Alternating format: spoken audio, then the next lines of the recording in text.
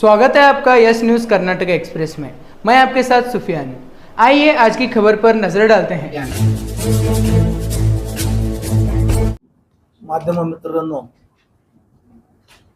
ಸ್ವಾಗತಿಸುತ್ತಾ ಇಂದಿನ ಪತ್ರಿಕಾಗೋಷ್ಠಿಯನ್ನು ಪ್ರಾರಂಭಿಸುತ್ತೇವೆ. ಪತ್ರಿಕಾಗೋಷ್ಠಿಯಲ್ಲಿ ನಾನು MC ಮುಲ್ಲಾ ಅವರು, ನಾಗರಾಜ ಲಂಬೋ ಅವರು, ನಮ್ಮ ಜಿಲ್ಲಾ ಕಾಂಗ್ರೆಸ್ ಸಮಿತಿ ಕಾರ್ಯದರ್ಶಿಗಳಾದ ವಸಂತ ಹೊನ್ನಮಡಿ ಅವರು, ಫಯಾಜ್ ಕಲಾದವರು. ಇವತ್ತಿನ ಪತ್ರಿಕಾಗೋಷ್ಠಿ ವಿಷಯ ದಾವಣಗೆರೆ ದಂಗಲ್ ಬಗ್ಗೆ.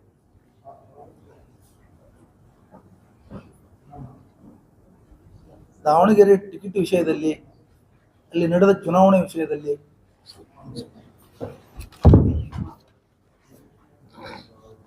ಅಲ್ಲಿ ಯಾರು ಕಾಂಗ್ರೆಸ್ ಪರ ಮಾಡಿದ್ರು, ಯಾರು ಕಾಂಗ್ರೆಸ್ ವಿರುದ್ಧ ಮಾಡಿದ್ರು ಅನ್ನೋ ವಿಷಯದಲ್ಲಿ ಗೊಂದಲ ಏರ್ಪಟ್ಟು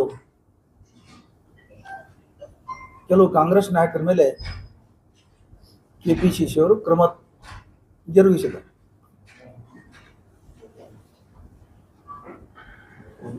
ಆ ಜರುಗಿಸಿದ ಕ್ರಮ ಅವಸರದ ಕ್ರಮ ಅಂತ ನಾ ಈ ಸಂದರ್ಭದಲ್ಲಿ ಹೇಳ್ತೀನಿ. ಯಾಕಂತ ಕೇಳಿದ್ರೆ ಇನ್ನೂ ರಿಸಲ್ಟ್ ಬಂದಿಲ್ಲ, ಇನ್ನೂ ಫಲಿತಾಂಶನೇ ಬಂದಿಲ್ಲ, ಮತ ಎಣಿಕೆ ಆಗಿಲ್ಲ. ನೀವು ಚುನಾವಣೆ ಮಾಡಿರಿ, ನೀವು ಮಾಡಿಲ್ಲ, ನೀವು ಬೆಂಬಲ ಕೊಟ್ರಿ, ನೀವು ಬೆಂಬಲ ಕೊಟ್ಟಿಲ್ಲ ಅಂತ ಹೇಳೋದು ಈ ಸಂದರ್ಭದಲ್ಲಿ ಸ್ವಲ್ಪ ಅವಸರ ಆಯಿತು. ಆದ್ರೆ ಒಂದು ವಿಷಯ ಇಲ್ಲಿ ವಿವರಣೆ ಏನು ಕೊಡ್ತೀವಿ ಅಂದ್ರೆ, ಮುಸ್ಲಿಂ ಸಮಾಜದವರಲ್ಲಿ ಟಿಕೆಟ್ ಬಿಟ್ಟಿದ್ದು, ಅವರು ತಮ್ಮ ಹಕ್ಕು ಪ್ರತಿಪಾದಿಸಿದ್ದು ಸರಿ ಅಂತ ಹೇಳಿ KPCCನೂ ಒಪ್ಕೊಳ್ತದೆ, ಎಲ್ಲ ಜನನೂ ಒಪ್ಕೊಳ್ತಾ ಇದ್ದಾರೆ. ಆದರೆ ಕಾಂಗ್ರೆಸ್ನಲ್ಲಿ ಆಗಲಿ ಇನ್ನೊಂದು ಪಕ್ಷಗಳಲ್ಲಿ ಹೆಚ್ಚಾಗಿ ಯಾರು ತೀರ್ ಹೋಗಿರ್ತಾರೆ ಅವ್ರ ಸ್ಥಳಕ್ಕೆ, ಅವ್ರ ಜಾಗಕ್ಕೆ ಹೆಚ್ಚಾಗಿ ಆ ಕುಟುಂಬದವರನ್ನೇ ಕೊಡ್ತಾ ಬಂದಿರೋದೊಂದೇನೋ ಪದ್ಧತಿ ಇದೆ. ಆ ಪದ್ಧತಿ ಪ್ರಕಾರ ಅಲ್ಲಿ ಶಾಮನೂರು ಶಿವಶಂಕರಪ್ಪನವರು ಮೊಮ್ಮಗನಿಗೆ ಟಿಕೆಟ್ ಕೊಟ್ಟಿದ್ದಾರೆ, ಸಮರ್ಥ ಶಾಮನೂರು. ಆ ಸಂದರ್ಭದಲ್ಲಿ ಕಾಂಗ್ರೆಸ್ ಪಕ್ಷದ ಹೈಕಮಾಂಡಿಂದ ಬಂದಂಥ ವೀಕ್ಷಕರಾಗಿರ್ಬೋದು, KPCC ಅವರಾಗಿರ್ಬೋದು, ಎಲ್ಲ ಮುಸ್ಲಿಂ ನಾಯಕರನ್ನ ಕೂಡಿಸಿ ಅವರು ಒಪ್ಪಿಗೆ ಪಡೆದೇ ಆ ಟಿಕೆಟ್ ಕೊಟ್ಟಿದ್ದಾರೆ. ಯಾರಿಗೆ ಪರ್ಮಿಷನ್ ಇಲ್ಲ, ಯಾರ್ದು ಒಪ್ಪಿಗೆ ಪಡಿಲಾರ್ದೇನೆ ಅಥವಾ ಸಹಮತಿ ಇಲ್ಲದೇನೆ ಟಿಕೆಟ್ ಕೊಟ್ಟಿಲ್ಲ. ಟಿಕೆಟ್ ಕೊಟ್ಟ ನಂತರ ಸ್ಥಳೀಯವಾಗಿ ದಾವಣಗೆರೆಯಲ್ಲಿ KPCCಯಲ್ಲಿ ಕಾಂಗ್ರೆಸ್ನಲ್ಲಿರುವಂಥ ಮುಸ್ಲಿಂ ನಾಯಕರುಗಳು ಭಿನ್ನಾಭಿಪ್ರಾಯ ವ್ಯಕ್ತಪಡಿಸಿ ಗುಂಪುಗಳಾಗಿ ಸುಮಾರು 8 ಜನ ಅಲ್ಲಿ ಕಾಂಗ್ರೆಸ್ನಿಂದ ಅಭ್ಯರ್ಥಿ, ಮುಸ್ಲಿಂ ಸಮಾಜದಿಂದ ಅಭ್ಯರ್ಥಿಗಳಾಗಿದ್ದಾರೆ. ಅದರಲ್ಲಿ ಕೆಲವರನ್ನ KPCC ಅವರು ಪ್ರಯತ್ನ ಮಾಡಿ ಕೆಲವರನ್ನ ಮನಸೊಲಿಸಿ ಹಿಂತುಕೊಳ್ಳಕ್ಕೆ ಪ್ರಯತ್ನ ಮಾಡಿ ಸಾದಿಕ್ ಪೈಲಾನ್ ಅನ್ನೋಂಥವ್ರಿಗೆ ಹಿಂತುಕೊಂಡಿದ್ದಾರೆ. ಆ ನಂತರ ಚುನಾವಣೆ ಜರುಗಿದೆ. ಚುನಾವಣೆಯಲ್ಲಿ ಜಮೀರ್ ಅಹ್ಮದ್ ಅವರು ಪ್ರಚಾರ ಮಾಡಿದ್ದಾರೆ. ಆದರೆ ಆ ಸಂದರ್ಭದಲ್ಲಿ ಸಚಿವರಾದಂಥ ಮಲ್ಲಿಕಾರ್ಜುನ್ ಅವರು ಮುಸ್ಲಿಂ ಸಮಾಜದ ನಾಯಕರ ಬಗ್ಗೆ ವ್ಯಕ್ತಪಡಿಸಿದ ಅಭಿಪ್ರಾಯಗಳು ಸರಿ ಇರಲಿಲ್ಲ. ಮುಸ್ಲಿಂ ಸಮಾಜದ ನಾಯಕರಿಗೆ ಅವ್ರು ನೋವುಂಟನ್ನು ಮಾಡಿದ್ದು. ಅದಕ್ಕೆ ಅವರು ತಡ ಮಾಡಿ, ಜಮೀರ್ ಅಹ್ಮದ್ ಅವರಾಗಲಿ ಇನ್ನಿತರ ನಾಯಕರು ತಡ ಮಾಡಿ ಅಲ್ಲಿ ಪ್ರಚಾರಕ್ಕೆ ಹೋದರು. ಜಬ್ಬಾರ್ MLC ಅವರಿಗೆ ಅಲ್ಪಸಂಖ್ಯಾತರ ಕಮಿಟಿ ಅಧ್ಯಕ್ಷರಿದ್ದ ಅವರಿಗಂತೂ ಅವ್ರು ಮಾತಾಡಿಸಿಲ್ಲ ಅಂತ ಆರೋಪ ಮಾಡ್ತಾ ಇದ್ದಾರೆ. ಇವತ್ತಿಗೂ ನನಗೆ ಕರೀಲಿಲ್ಲ, ಮಾತಾಡಿಸಿಲ್ಲ ಅಂತ. ಚುನಾವಣೆಗೆ ನಿಂತವರು, ಚುನಾವಣೆ ಮಾಡೋರು ಕರೆಯುವುದು ಅವ್ರ ಕರ್ತವ್ಯ ಆಗಿತ್ತು, ಕರಿಬೇಕಾಗಿತ್ತು ಅವರು. ಈ ಸಂದರ್ಭದಲ್ಲಿ ಅದನ್ನು ನಾವು ಅಭಿಪ್ರಾಯ ವ್ಯಕ್ತಪಡಿಸ್ತೀವಿ. ಇನ್ನು ಚುನಾವಣೆ ನಂತರ ಜಬ್ಬಾರ್ ಅವರು ಅಲ್ಪಸಂಖ್ಯಾತರ ಸೆಲ್ಗೆ ರಾಜೀನಾಮೆ ಕೊಟ್ಟಿದ್ದಾಗಲಿ, ನಶೀರ್ ಅಹ್ಮದ್ ಅವರು ರಾಜಕೀಯ ಕಾರ್ಯದರ್ಶಿಯಿಂದ ಅವ್ರಿಗೆ ತೆಗೆದು ಹಾಕಿದ್ದಾಗಲಿ, ಜಮೀರ್ ಅಹ್ಮದ್ ಖಾನ್ ಅವ್ರಿಗೆ CM ಅವ್ರು ಕರೆದು ಸಮಜಾಯಿಸಿ ಕೇಳಿದ್ದಾಗಲಿ, ಇವೆಲ್ಲ ಇನ್ನೂ ಚುನಾವಣೆ ರಿಸಲ್ಟ್ ಬರೋದಕ್ಕಿಂತಲೂ ಮೊದಲೇ ಮಾಡಿದ್ದು KPCC ಆತುರದ ಕ್ರಮ ಮಾಡಿದ್ದಾರೆ. ಆದರೆ ಅದರ ನಂತರ ಇದು ಪಕ್ಷದ ಆಂತರಿಕ ವಿಷಯ. ನಾವು ಅದರ ಬಗ್ಗೆ ಅಭಿಪ್ರಾಯ ಪಡಿಸೋಷ್ಟು ದೊಡ್ಡವರಲ್ಲ, ಅದು ನಮಗೆ ಅದ್ರ ಬಗ್ಗೆ ವಿಷಯ ಸಂಬಂಧ ಇಲ್ಲ. ಆ ನಂತರ ಇತ್ತೀಚೆಗೆ ಒಂದು 3-4 ದಿವಸಗಳಲ್ಲಿ ಮುಸ್ಲಿಂ ಧರ್ಮದ ಉಲೇಮಾಗಳು, ಇಕ್ರಾಮ್ ಉಲೇಮಾ ಇಕ್ರಾಮ್ ಅನ್ನಂತ ಒಂದು ಕಮಿಟಿಯವರಾಗ್ಲಿ, ಒಂದು ಮುಸ್ಲಿಂ ಸಮಾಜದ ಸಮಿತಿ ಕಮಿಟಿಗಳಾಗ್ಲಿ ಪತ್ರಿಕಾಗೋಷ್ಠಿಗಳನ್ನು ನಡೆಸಿ ಕಾಂಗ್ರೆಸ್ ಪಕ್ಷದ ಮೇಲೆ, ಸರ್ಕಾರದ ಮೇಲೆ ನೀವು ಜಬ್ಬಾರ್ ಅವರ ಮೇಲೆ ಕ್ರಮ ತಗೊಂಡಿದ್ದು ತಪ್ಪು, ನಸೀರ್ ಅಹಮದ್ ಅವರ ಕ್ರಮ ತಗೊಂಡಿದ್ದು ತಪ್ಪು, ಮುಸ್ಲಿಂ ಸಮಾಜದ ನಾಯಕರನ್ನು ನೀವು ಕಡೆಗಣಿಸ್ತಾ ಇದ್ದೀರಿ ಅಂತೇಳಿ ಎಚ್ಚರಿಕೆಗಳನ್ನು ಕೊಡ್ತಾ ಇದ್ದಾರೆ. ಈ ಸಂದರ್ಭದಲ್ಲಿ ನಾನು ಉಲೇಮಾಗಳಲ್ಲಿ ಒಂದು ವಿನಂತಿ ಏನು ಮಾಡ್ತೀನಿ ಅಂದ್ರೆ, ಉಲೇಮಾಗಳದು ಒಂದು ದೊಡ್ಡ ಇತಿಹಾಸ ಇದೆ. ನಮ್ಮ ದೇಶದ ಸ್ವಾತಂತ್ರ್ಯಕ್ಕೆ ಬಹಳ ದೊಡ್ಡ ಕೊಡುಗೆ ಇದೆ. ಕಾಳಾಪಾಣಿ ಶಿಕ್ಷೆ ಏನಾದರೂ ಉಲೇಮಾ ಇಕ್ರಾಮ್ ಕಮಿಟಿಯವರು ಅನುಭವಿಸಿದಷ್ಟು ಯಾರೂ ಅನುಭವಿಸಿಲ್ಲ. ಹೆಚ್ಚಿನ ಜನ ಕಾಳಾಪಾಣಿ ಶಿಕ್ಷೆಗಳು ಕೊಟ್ಟಿದ್ರು ಸ್ವಾತಂತ್ರ್ಯದ ಟೈಮ್ದಲ್ಲಿ. 1857 ಇಸ್ವಿಯಲ್ಲಿ ಸ್ವಾತಂತ್ರ್ಯ ಸಂಗ್ರಾಮ ಪ್ರಾರಂಭ ಆಗಿದ್ರು ಉಲೇಮಾಗಳಿಂದನೂ ಇತ್ತು. ಅವಾಗ ಅವರು ಹೆಗಲು ಕೊಟ್ಟು ದುಡಿದ್ರು. ಒಂದೇ ದಿವಸ 27,000 ಮುಸ್ಲಿಂ ಉಲೇಮಾಗಳನ್ನ ಲಖನೌದಿಂದ ದಿಲ್ಲಿಯವರೆಗೆ ಎಷ್ಟು ಗಿಡಗಳಿತ್ತು ಅಷ್ಟು ಗಿಡಕ್ಕೆ ನೇಣು ಹಾಕಿದ್ರು, ಅಷ್ಟು ಕೊಂದಿದ್ರು ಬ್ರಿಟಿಷರು. ಎದೆ ಒಡ್ಡಿ ಉಲೇಮಾಗಳು ಎದೆ ಒಡ್ಡಿ ಈ ಸ್ವಾತಂತ್ರ್ಯಕ್ಕಾಗಿ ಹೋರಾಡಿ ಈ ಸ್ವಾತಂತ್ರ್ಯ ಪಡೆದಿದ್ದಾರೆ. ಆದರೆ ಇವತ್ತಿನ ಈ ಉಲೇಮಾ ಕಮಿಟಿಗಳಿನ ಅದೇ ಒಂದು ಸಂಸ್ಕೃತಿಯಿಂದ ಬಂದಂಥವ್ರು, ಬಹಳ ದೊಡ್ಡ ಒಂದು ಅವ್ರಿಗೆ ಶಕ್ತಿ ಇದೆ. ಅವರು ಉಲೇಮಾ ಅಂದ್ರೆ ಏನು, ಶಿಕ್ಷಣವಂತರು, ಬುದ್ಧಿವಂತರು ಅಂತ ಹೇಳಿ ಅರ್ಥದರು. ಇವತ್ತೇನಾಗಿದೆ ಅಂದ್ರೆ, ಕೇವಲ ಇವತ್ತು ಅವ್ರು ಮಾಡುವ ವರ್ತನೆ ಹೇಗದಂದ್ರೆ, ಮುಸ್ಲಿಂ ಸಮಾಜ, ಇಡೀ ಮುಸ್ಲಿಂ ಸಮಾಜ ಕೇವಲ ಜಬ್ಬಾರ್ ಅವ್ರ ಸಲುವಾಗಿ, ಜಮೀರ್ ಅಹಮದ್ ಅವ್ರ ಸಲುವಾಗಿ, ನಸೀರ್ ಅಹಮದ್ ಅವ್ರ ಸಲುವಾಗಿ ಮಾತ್ರ ಹೋಟ್ ಹಾಕಿದ್ದಾರೆ ಕಾಂಗ್ರೆಸ್ಗೆ, ಅನಂತ ವರ್ತನೆ ಮಾಡ್ತಾ ಇದ್ದಾರೆ. ಆ ಥರ ಪತ್ರಿಕಾ ಹೇಳಿಕೆಗಳು ಕೊಡ್ತಾ ಇದ್ದಾರೆ. ಆಮೇಲೆ ನಾವು ಮುಂದಿನ ದಿನಗಳಲ್ಲಿ 28ರ ಚುನಾವಣೆಯಲ್ಲಿ ಮುಸ್ಲಿಮರನ್ನು ನಾವು ಮುಸ್ಲಿಮರ ಮೇಲೆ ಆದೇಶ ಮಾಡ್ತೀವಿ, ಕಾಂಗ್ರೆಸ್ಗೆ ಹೋಟ್ ಹಾಕ್ಬೇಡಿ ಅಂತ ಹೇಳಿದ್ರೆ ಹೇಗೆ ಮಾಡ್ತೀರಿ ಅಂತ ಕೇಳ್ತೇವೆ. ಇದು ಬಹಳ ತಪ್ಪು ಹೊತ್ತಿ ಸಂದರ್ಭದಲ್ಲಿ ನಾನು ಹೇಳ್ತೇನೆ. ಯಾಕಂದ್ರೆ ಈ ಥರ ವರ್ತನೆ ಮಾಡೋದ್ರಿಂದ ಸಮಾಜದ ಶಕ್ತಿ ಮತ್ತಿಷ್ಟು ಕುಂದುತ್ತದೆ ಅಂತ ಹೇಳಿ ನಾನು ನಿಮಗೆ ವಿನಂತಿ ಮಾಡ್ತೇನೆ. ನೀವು ಕೇವಲ ಈ 3 ಜನರ ಸಲುವಾಗಿ ಇಡೀ ಮುಸ್ಲಿಂ ಸಮಾಜದ ಶಕ್ತಿಯನ್ನ ಅಲ್ಲಿ ಪ್ರದರ್ಶನ ಮಾಡಕ್ ಹೋಗಬೇಡಿ. ಯಾಕಂತ ಕೇಳಿದ್ರೆ, ಮುಸ್ಲಿಂ ಸಮಾಜ ವೋಟ್ ಹಾಕಿದ್ದು ಕೇವಲ ಯಾರೋ ವ್ಯಕ್ತಿ ಸಲುವಾಗಿ, ಯಾರನ್ನು ಮಂತ್ರಿ ಮಾಡಲಿಕ್ಕೆ, ಯಾರನ್ನು ಲೀಡರ್ ಮಾಡ್ಲಿಕ್ಕೆ ಅಲ್ಲ. ಕಾಂಗ್ರೆಸ್ ಪಕ್ಷಕ್ಕೆ ವೋಟ್ ಹಾಕಿದ್ದು ಈ ದೇಶದ ಸಂವಿಧಾನ ಉಳಿಬೇಕು, ಈ ರಾಜ್ಯದಲ್ಲಿ, ಈ ದೇಶದಲ್ಲಿ ಜಾತ್ಯತೀತ ಸರ್ಕಾರಗಳು ಬರಬೇಕು. ಒಂದು ಕಡೆ ಕೋಮುವಾದಿ ಶಕ್ತಿಗಳು ಬೆಳೀತಾ ಇದ್ದಾವ, ಆ ಕೋಮುವಾದಿ ಶಕ್ತಿಗಳು ಈ ರಾಷ್ಟ್ರವನ್ನ ತಪ್ಪು ದಾರಿ ತಗೊಂಡು ಹೋಗ್ತಾ ಇದ್ದಾವ. ಜಾತ್ಯತೀತ ಸರ್ಕಾರ ಬಂದ್ರೆ, ಒಳ್ಳೆ ಸರ್ಕಾರ ಬಂದ್ರೆ, ಕಾಂಗ್ರೆಸ್ ಸರ್ಕಾರ ಬಂದ್ರೆ, ಅಥವಾ ಕಾಂಗ್ರೆಸ್ ಈ ರಾಜ್ಯದಲ್ಲಿ, ಈ ದೇಶದಲ್ಲಿ ಸಂವಿಧಾನ ಉಳಿಸಲಿಕ್ಕೆ ಇದು ಒಂದು ಬದ್ಧತೆ ಇದ್ದಂತ ಒಂದು ಪಕ್ಷ ಇದೆ. ಅದಕ್ಕೆ ನಾವು ಕಾಂಗ್ರೆಸ್ಗೆ ವೋಟ್ ಹಾಕಿದ್ದಾರೆ ಹೊರತಾಗಿ ಯಾರೋ 3 ಜನ 4 ಜನ ಸಲುವಾಗಿ ವೋಟ್ ಹಾಕಿಲ್ಲ. ಅದನ್ನು ದಯವಿಟ್ಟು ನಂದು ವಿನಂತಿ ಏನು ಉಲೇಮಾಗಳಿಗೆ, ಇಕ್ರಾಮ್ಗಳಿಗೆ ಅಂದ್ರೆ, ದಯವಿಟ್ಟು ನಾನು ಹೇಳ್ತೀನಿ, ನೀವು ಸಮಾಜದ ದಾರಿಯನ್ನ ವಿಭಿನ್ನ ಮಾಡಬೇಡಿ. ಕಾಂಗ್ರೆಸ್ ಜೊತೆ ಅನ್ಯೋನ್ಯವಾದ ಸಂಬಂಧ ಮುಸ್ಲಿಮರದಿದೆ. ಒಂದು ಎಕ್ಸಾಂಪಲ್ ಹೇಳ್ತೀನಿ ನಿಮಗೆ. ಇದೇ ದಾವಣಗೆರೆ ಒಂದು ಕುರಿತು ಉದಾಹರಣೆ ಹೇಳ್ತೀನಿ. ನಾನು ದಿನ ವಾಕಿಂಗ್ ಹೋಗ್ತಿರ್ತೇನೆ.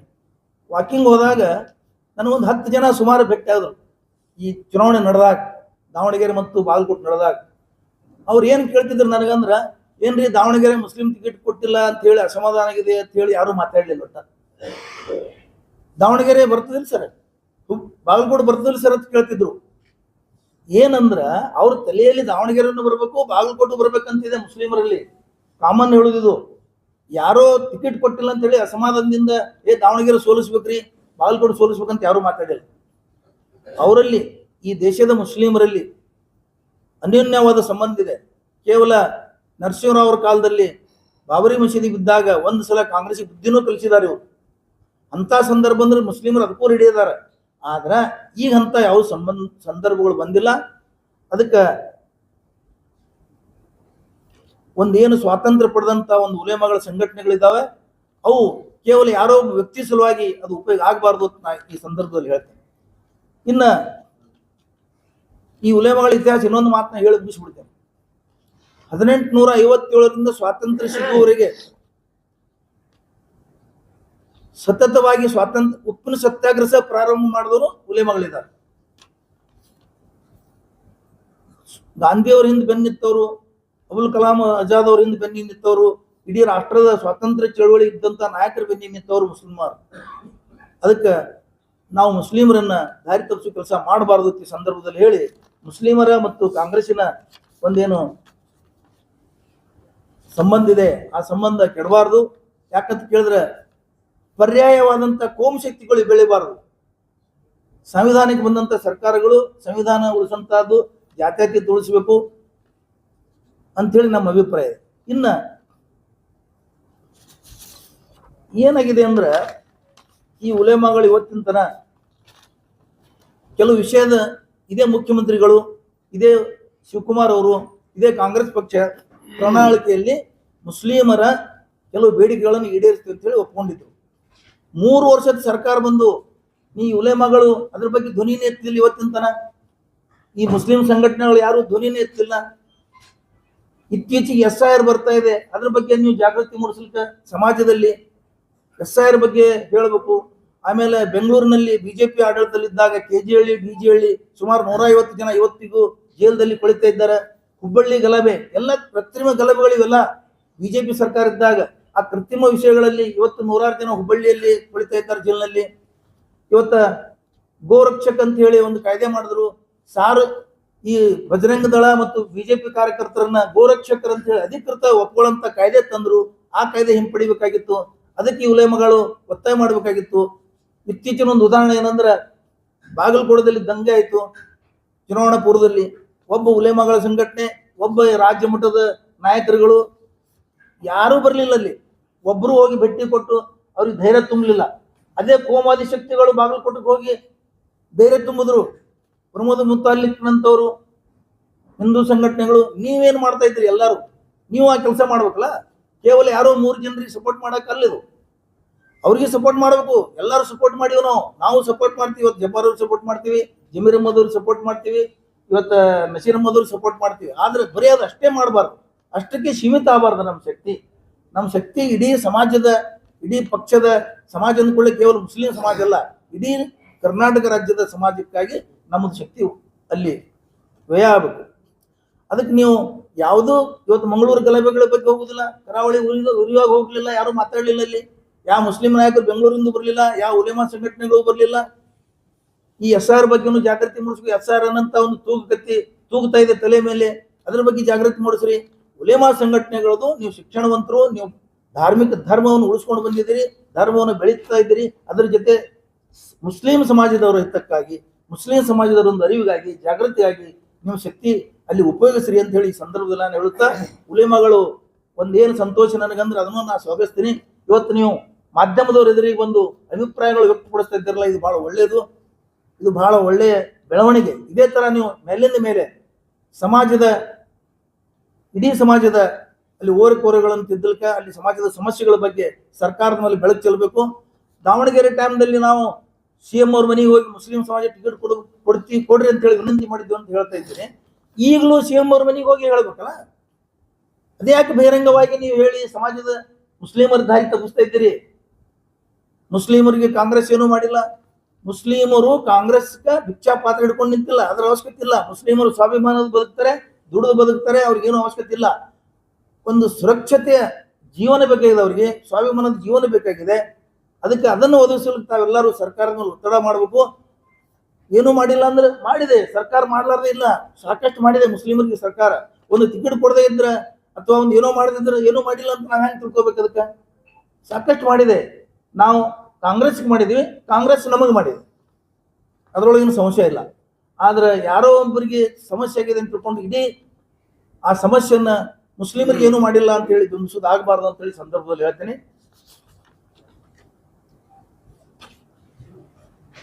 ಆಮೇಲೆ 4% ಮೀಸಲಾತಿ ಬೊಮ್ಮಾಯಿ ಸರ್ಕಾರ ತೆಗೆದ್ರು. ಆ ಕೇಸ್ ಇವತ್ತು ಸುಪ್ರೀಂ ಕೋರ್ಟ್ದಲ್ಲಿದೆ. ಆ ಕೇಸಿನ ಬಗ್ಗೆ ನೀವು ಒಂದು ಒತ್ತಾಯ ಮಾಡಿ ಒಂದು ಅಫಿಡೇವಿಟ್ ಮಾಡ್ಲಿಕ್ಕೆ ಹೇಳಬೇಕಾಗಿತ್ತಲ್ಲ ಮುಖ್ಯಮಂತ್ರಿಗಳಿಗೆ, KPCC ಮಟ್ಟದಲ್ಲಿ ಹೇಳ್ಬೇಕಾಗಿತ್ತಲ್ಲ, ಇದೇ ಜಮೀರ್ ಅಹ್ಮದ್ ಅವ್ರು ಹೇಳ್ಬೇಕಾಗಿತ್ತಲ್ಲ, ನಸೀರ್ ಅಹ್ಮದ್ ಅವ್ರು ಹೇಳ್ಬೇಕಾಗಿತ್ತು, ಜಬ್ಬಾರ್ ಅವ್ರು ಹೇಳ್ಬೇಕಾಗಿತ್ತು. ತಾವು ಮುಖ್ಯಮಂತ್ರಿ ಒಡನಾಟದಲ್ಲಿ ದಿನ ಇರೋರು, ದಿನ ಸರ್ಕಾರದಲ್ಲಿ ಒಂದು ಭಾಗ, ನೀವು ಇದನ್ನು ಮಾಡಿಸ್ಬೇಕಲ್ಲ. ಹಿಜಾಬ್ ಕೇಸ್ ಪೆಂಡಿಂಗ್ ಇದೆ, ಒಂದು ಅಫಿಡೇವಿಟ್ ಹಾಕಿದ್ರೆ ಸುಪ್ರೀಂ ಕೋರ್ಟ್ ಅಲ್ಲಿ ಇದು ಆಗ್ತಾವು, ಡಿಸ್ಪೋಸ್ ಆಗಿಬಿಡ್ತಾವ. ನಾಳೆ ಅದು ಹಾಗೆ ಉಳಿದ್ರೆ ಇನ್ನೊಂದು ಸರ್ಕಾರ ಬಂದ್ರೆ ಅದು ಮತ್ತೆ ಸಮಸ್ಯೆ ಆಗ್ತದೆ. ಇಂಥವು ನೀವು ಉಲೇಮಾಗಳು ಅಥವಾ ಧಾರ್ಮಿಕ ಮುಖಂಡರು ಅಥವಾ ರಾಜಕೀಯ ಮುಸ್ಲಿಂ ಮುಖಂಡರು ಸರ್ಕಾರದ ಮೇಲೆ ಇಂಥ ಕೆಲಸಕ್ಕೆ ಒತ್ತಡ ಮಾಡಿ ಇವನ್ನ ಮಾಡಿಸ್ರಿ ಅಂತ ನಾ ಈ ಸಂದರ್ಭದಲ್ಲಿ ಹೇಳ್ತೀನಿ. ಮುಲ್ಲಾ ಅವ್ರು 1-2 ವಿಷಯ ಹೇಳ್ತಾರೆ. ಉಲೇಮಾಗಳು ಎಲ್ಲಾ ಉಲೇಮಾಗಳ ಬಗ್ಗೆ ಇಲ್ಲ ನಮ್ಗೆ. ಅವರು ಒಳ್ಳೆ ಜನ ಇದ್ದಾರೆ. ಕೆಲವರು ಒಬ್ಬಿಬ್ಬರು ರಾಜಕೀಯ ಪ್ರೇರಿತ ಇದ್ರೂ ಇರ್ಬೋದು, ರಾಜಕೀಯ ಪ್ರೇರಿತನೂ ಇರ್ತಾರೆ, ಕೆಲವರು ಬೆನಿಫಿಷರಿನೂ ಇದ್ದಾರೆ, ಫಲಾನುಭವಿಗಳೂ ಇದ್ದಾರೆ. ಅದರಲ್ಲಿ ಸರ್ಕಾರದ ಫಲಾನುಭವಿಗಳು, ಮಂತ್ರಿ ಫಲಾನುಭವಿಗಳು. ಒಂದು ಕುಟುಂಬಕ್ಕೆ ಇಡೀ ಮುಸ್ಲಿಂ ಸಮಾಜ ಒಂದು ಕುಟುಂಬ ಸಲುವಾಗಿ ಇಡೀ ಮುಸ್ಲಿಮರನ್ನ ಯಾಕೆ ಟಾರ್ಗೆಟ್ ಮಾಡ್ತಾರೆ? ಯಾರು ಟಾರ್ಗೆಟ್ ಯಾರು ಮಾಡ್ಯಾರ? ಕಾಂಗ್ರೆಸ್ ಮಾಡಿಲ್ಲ. ಏನ್ ಆಧಾರ ಹೇಳಿ? ಟಾರ್ಗೆಟ್ ಯಾರ ಮೇಲೆ ಮಾಡಿ? ಯಾವ ಕುಟುಂಬ ಯಾವ್ದತ್ರಿ?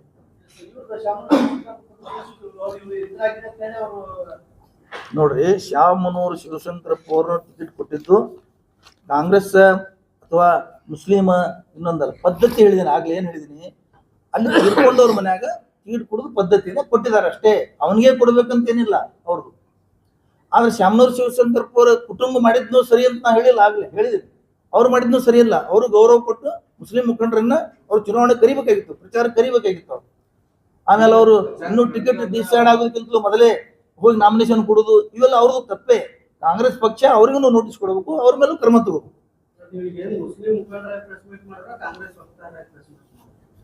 ಮುಸ್ಲಿಂ ಮುಖಂಡರಿದ್ದೀವಿ, ಕಾಂಗ್ರೆಸ್ ವಕ್ತಾರ ಹಾಕ್ತೀವಿ ನಾವು. ಯಾಕಂದ್ರೆ ಕಾಂಗ್ರೆಸ್ ಅನ್ಯೋನ್ಯ ಸಂಬಂಧಗಳಿದ್ವಲ್ಲ, ಇಷ್ಟೆಲ್ಲ ಕಾಯ್ದೆಗಳು ಕಾಂಗ್ರೆಸ್ ಯಾಕೆ ಪ್ರತಿಭಟಿಸಲಿಲ್ಲ?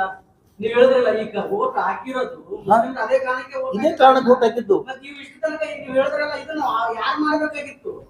ಸರ್ಕಾರ ಮಾಡ್ಬೇಕಾಗಿತ್ತು. ಹೌದಲ್ರಿ, ಮತ್ತೆ ನೀವು ಕೇಳ್ಬೇಕು. ಅದಕ್ಕೆ ಬಂದಾರ ಉಲೇಮಗಳು ಇಷ್ಟೊತ್ತು 3 ವರ್ಷ ಅದ್ರ ಬಗ್ಗೆ ಈಗ ಈ ಪರ್ಸೆಂಟೇಜ್ ಹೇಳಿದ್ರಿ, ಕಾಯ್ದೆಗಳು ಹೇಳಿದ್ರಿ, ಗೋ ರಕ್ಷಕರಿಗೆಲ್ಲ ಹೇಳಿದ್ರಲ್ಲ, ಮತ್ತೆ ಇಷ್ಟ ದಿನ ಇವ್ರು ಏನ್ ಮಾಡಿದ್ರು? ನೀವು ವೋಟ್ ಹಾಕಿಸ್ಕೊಂಡವ್ರು. ಅದೇ ವೋಟ್ ಹಾಕಿಸ್ಕೊಂಡವ್ರ ಬಗ್ಗೆ ಇವ್ರು ಹೋಗಿ ಹೇಳ್ಬೇಕಾಗಿತ್ತು. ಇಷ್ಟು ದಿವಸ ಏನ್ ಮಾಡಿದ್ರು ಇವರು?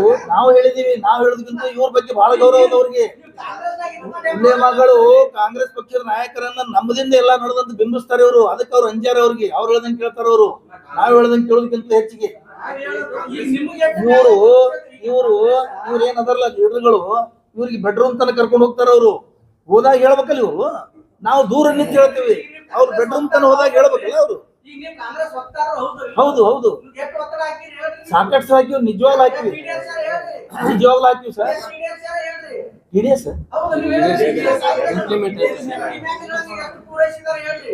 ಒಂದು ಪೂರೈಸಿಲ್ಲ. ನಾನೇ ಹೇಳೀನಿ ಕಾಂಗ್ರೆಸ್ ಪೂರೈಸಿಲ್ಲ ಅಂತ ಹೇಳೀನಿ. ಹೌದು, ಇಷ್ಟು ತನ ಹೇಳಿದ್ದು ಸಮಸ್ಯೆಗಳು ನಾನೇ ಹೇಳೀನಿ, ಅವ್ರು ಪೂರೈಸಬೇಕಾಗಿತ್ತು. ಕಾಂಗ್ರೆಸ್ ಎಲ್ಲಾನು ಮಾಡಿದೆ, ಉಲ್ಮಾಗಳು ಅಂತ ತಿಳ್ಕೊಬಾರ್ದು. ಏನ್ ಕಾಂಗ್ರೆಸ್ ಮಾಡಿದೆ? ನಿಮಗೆ ಯಾವ ಸ್ಥಾನ ಕೊಟ್ಟಿದೆ? ನೀವ್ ಏನ್ ಹೇಳ್ದಂಗ ಆಗ್ತದ? ಕಾಂಗ್ರೆಸ್ ನಾವು ಅದೇ ಹೇಳಿವಿ. ನಮ್ಮ ಉದ್ದೇಶನು ಅದೇ, ನಮ್ಮ ಉದ್ದೇಶನು ಅದೇ. ನಮ್ಮ ಉದ್ದೇಶನು ಅದೇ. ನೀವ್ ಇಷ್ಟೇ ಉಲೇಮಗಳು ಅಷ್ಟೇ ಹೇಳ್ಬಿಟ್ರೆ ಇಡೀ ಸಮಾಜ ಕೆಟ್ಟುದಿಲ್ಲ. ನೀವ್ ಹಂಗ ಹೇಳ್ಬೇಡ್ರಿ, ದಾರಿ ತಪ್ಪಿಸ್ಬೇಡ್ರಿ ಅಂತ ಹೇಳ್ತಾ ಇದ್ದೀವಿ.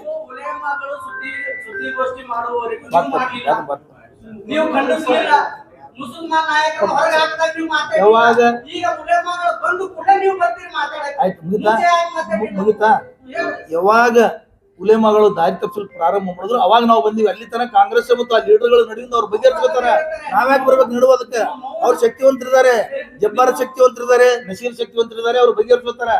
ನಾವ್ ಈಗ ಯಾಕೆ ಬಂದಿವಿ ಅಂದ್ರೆ ದಾರಿ ತಪ್ಪಿಸ್ಬೇಡ್ರಿ, ಸಮಾಜದಂತ ಕೂಡ ಬಂದಿವಿ ನಾವು. ತಪ್ಪಿಲ್ಲ. ಯಾವುದೇ ಹೊಸ ಸುದ್ದಿಯನ್ನ ನೋಡಲು ನಮ್ಮ ಎಸ್ ನ್ಯೂಸ್ ಕರ್ನಾಟಕ ಎಕ್ಸ್ಪ್ರೆಸ್ ನ ನೋಡ್ತಾ ಇರಿ. ಹಾಗೆ ನಮ್ಮ ಚಾನೆಲ್ ನ ಸಬ್ಸ್ಕ್ರೈಬ್ ಮಾಡಿ, ಬಾಜು ಇರುವ ಬೆಲ್ ಐಕಾನ್ ಅನ್ನ ಕ್ಲಿಕ್ ಮಾಡಿ. ಹಾಗೆ ನಮ್ಮ ಚಾನೆಲ್ ನ ಲೈಕ್ ಮಾಡಿ, ಶೇರ್ ಮಾಡಿ. ನಮ್ಮ ನಡೆ ಸತ್ಯದ ಕಡೆ.